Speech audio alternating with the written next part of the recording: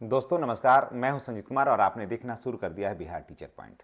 दोस्तों आज बात करेंगे सक्षमता परीक्षा और नियोजित शिक्षक। सक्षमता परीक्षा और नियोजित शिक्षक एक दूसरे से आखिर क्यों दूरी बना करके रखे हैं और सक्षमता परीक्षा से क्या लाभ है, क्या नुकसान है और सक्षमता परीक्षा का राज क्या है, इन सारी बातों के ऊपर हम आज चर्चा करेंगे। तो अगर आप जितने भी भाई बहन हैं चैनल पर नए हैं तो उनसे मेरी गुजारिश है कि चैनल को सब्सक्राइब करिए, बेल आइकन को दबाइए ताकि वीडियो का जो नोटिफिकेशन है आपको मिलता रहे। एक चीज़ और मैं बता दे रहा हूँ कि एक इसका व्हाट्सएप ग्रुप है बिहार टीचर पॉइंट का, मेरे डिस्क्रिप्शन में उसका लिंक दिया हुआ है, वीडियो के डिस्क्रिप्शन में इसका लिंक दिया हुआ है। अगर आपको पसंद हो तो वहाँ जा कर के आप उसे फॉलो कर सकते हैं ताकि हम और आप एक क्लिक से हम लोग एक दूसरे से कनेक्ट रहें।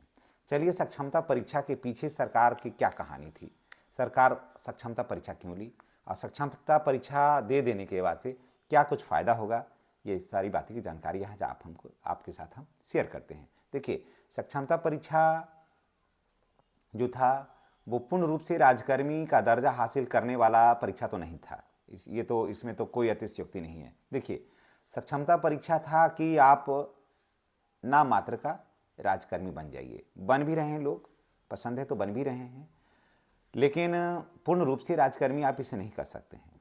देखिए, नियोजित शिक्षकों ने सक्षमता परीक्षा का बहिष्कार इसलिए नहीं किया कि वो परीक्षा नहीं देना चाहते हैं। नियोजित शिक्षकों का कहना था कि आप परीक्षा ले लीजिए ना, लेकिन समान काम समान वेतन दीजिए। आप हमें समान काम का समान वेतन दीजिए। आप पुराने पेंशन स्कीम दीजिए। जब हम ऑलरेडी एक बार दक्षता परीक्षा दिए, फिर आप हमसे सक्षमता परीक्षा ले रहे हैं, तो हमें आप और भी तो सुविधा दीजिए। ओल्ड पेंशन स्कीम लागू कर दीजिए, उसके बाद समान काम समान वेतन दे दीजिए। हम सक्षमता परीक्षा देने के लिए तैयार हैं। लेकिन ऐसा नहीं हुआ और ऐसा भविष्य में भी होने की दूर दूर तक कोई भी संभावना नज़र नहीं आ रही है। तो आखिर सक्षमता परीक्षा के पीछे का राज क्या है, यही जानना चाहिए, सबसे ज़्यादा जरूरी है। मेन थीम इसका यही है, सक्षमता परीक्षा के पीछे का राज क्या है। देखिए, सक्षमता परीक्षा दे देने से जहां आपको एपीएफ मिलता है वहां पर एनपीएस मिला, एक है ना। उसके बाद देख लिए, फिर सक्षमता परीक्षा देने से एक आध इंक्रीमेंट आगे पीछे रहेगा नियोजित शिक्षकों से यहाँ, यानी कि बहुत कुछ सोचिएगा कि बदल जाएगा, तो बहुत कुछ यहाँ पर बदलने वाला नहीं है, बहुत कुछ ज़्यादा बदलेगा नहीं। हाँ, वो यहाँ देखिए क्या क्या बदलाव होगा। जैसे आप वहाँ पर हम लोग जो थे ईपीएफ से आच्छादित थे, यहाँ हम लोग आच्छादित हो गए एनपीएस से आच्छादित हो गए, जो भी दे सक्षमता परीक्षा। उसके बाद और मैं आपको बता दे रहा हूँ कि सक्षमता परीक्षा आखिर हुई तो इसमें क्या है, इसमें शिक्षकों को मिलेगा MACP, समझ गए, MACP मिलेगा।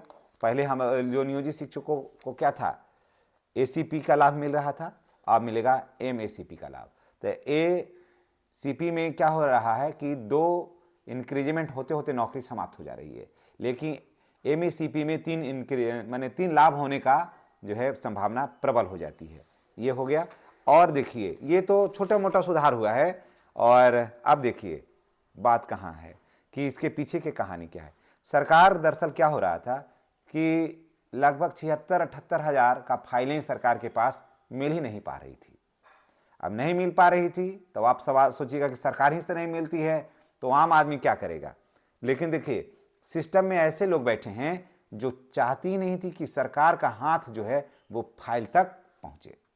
बात को समझिए मेरा, वो जो सिस्टम में बैठे हुए थे कर्मचारी, वो नहीं चाहते थे कि सरकार का हाथ उस फाइल तक पहुंचे, समझ गए। अगर सरकार का हाथ वो फाइल तक पहुंच जाएगा तो ऑफिस में जो बैठे कर्मचारी हैं उनको फायदा कहां से होगा, वो कहां से कमाएंगे, वो कमाई का जरिया था बना हुआ, समझ गए।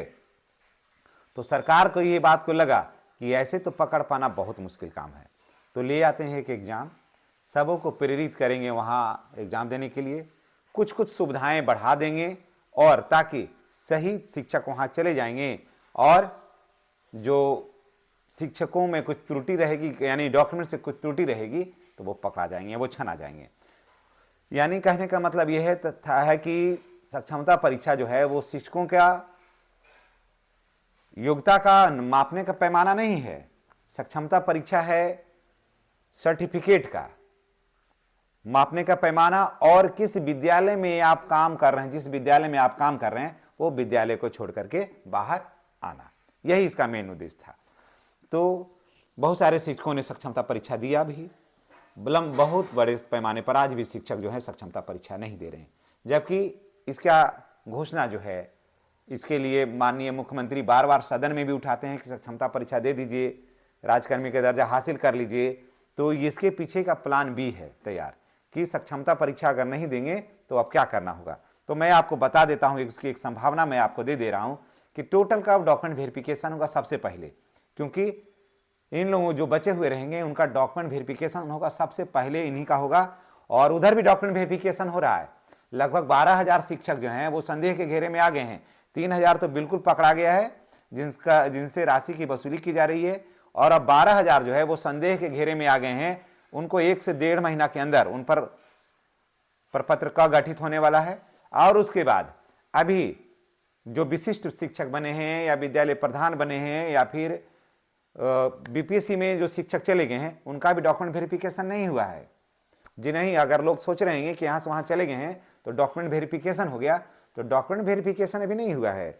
वो लोगों को ऐसे ही वेरीफाई करके अभी रख लिया गया है, समझ गए। अभी राज बहुत खुलेगा। मान के चलिए कि बिहार में कम से कम 1 लाख से ऊपर ऐसे शिक्षक मिलेंगे जिनका डॉक्यूमेंट्स संदेह के घेरे में है, चाहे किसी का जाति गड़बड़ है, किसी का आवासीय गड़बड़ है, किसी का बीएड का सर्टिफिकेट गड़बड़ है, किसी का रोस्टर गायब है, कोई टेट का सर्टिफिकेट गलत लगाए हुए है।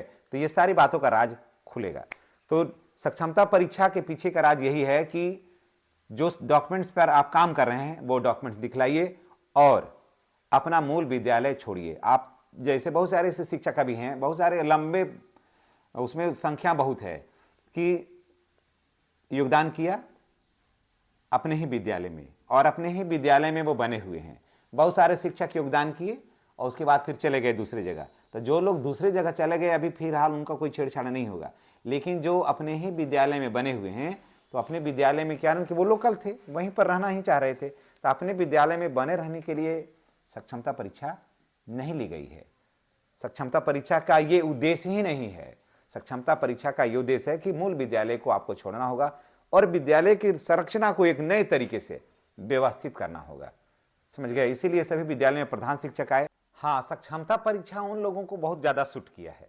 सक्षमता परीक्षा उन लोगों को बहुत सूट किया है जो घर से काफी दूर थे और उनका ट्रांसफर नहीं हो रहा था, बड़ा मुश्किल हो जा रहा था ट्रांसफर होना। तो ऐसे शिक्षकों के लिए तो सक्षमता परीक्षा जो था वो रामबाण था। वो लोग बिल्कुल वहां चले गए जहां इनको चाहत थी, यानी कि बिल्कुल घर के आसपास चले गए। तो ऐसे शिक्षकों के लिए ये परीक्षा थी और ऐसे शिक्षकों को देना भी चाहिए था। कारण कि अभी देखिए, नियोजित शिक्षक में ट्रांसफर की जो प्रक्रिया है अभी भी फंसी हुई है। अभी भी नियोजित शिक्षकों में ट्रांसफर की प्रक्रिया भी फंसी हुई है और गर्मी की छुट्टी के बाद इस पर अपडेट आएगा। हालांकि नियोजित शिक्षकों का भी ट्रांसफर होगा, लेकिन गर्मी की छुट्टी के बाद आने का अपडेट है। लेकिन ये लोग जो सक्षमता परीक्षा 1-2 में आए और वो पास हुए, विशिष्ट शिक्षक बने, देखिए बहुत आसानी से एकदम घर के पास चले गए, एक झटके में घर के पास चले गए, उनको किसी तरह की कोई कठिनाई नहीं हुई। तो वो शिक्षक को बहुत ज़्यादा सूट किया जो सक्षमता परीक्षा देकर के ट्रांसफर लेना चाह रहे थे, उनका सबसे ज़्यादा बेनिफिट वही हुआ। और उसके बाद 2022 वगैरह में जो शिक्षक आए है ना, उनको भी ये सक्षमता परीक्षा जो था ना बहुत सूट किया है। तो ऐसे भी शिक्षकों का जाने वालों की तादाद बहुत ज़्यादा रहा। तो मैं ये नहीं कह रहा कि सक्षमता परीक्षा अच्छा नहीं है या फिर सक्षमता परीक्षा मत दीजिए या नियोजित शिक्षक बने रहिए। मैं ये कह रहा था कि सक्षमता परीक्षा का थीम क्या है और सक्षमता परीक्षा क्यों लिया गया और किसको सूट किया। तो जो लोग दूर के थे वो लोग चले गए और जो लोग पास के थे वो अभी विद्यालय में हैं।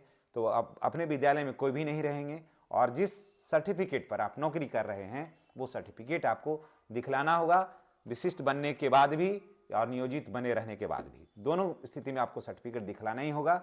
वहाँ तो सर्टिफिकेट डाउनलोड होगा, ऑलरेडी लोड हो गया है, उसके वेरिफिकेशन होगा। और अभी नियोजित शिक्षकों का जो अभी तो जैसे तैसे सब हो गया है फाइल, तो अब नियोजित शिक्षकों को यहाँ पर डॉक्यूमेंट्स जमा करके दिखाना होगा कि कौन सा सर्टिफिकेट पर कौन काम कर रहे हैं। तो चलिए इसी के साथ हम आपसे विदा लेते हैं।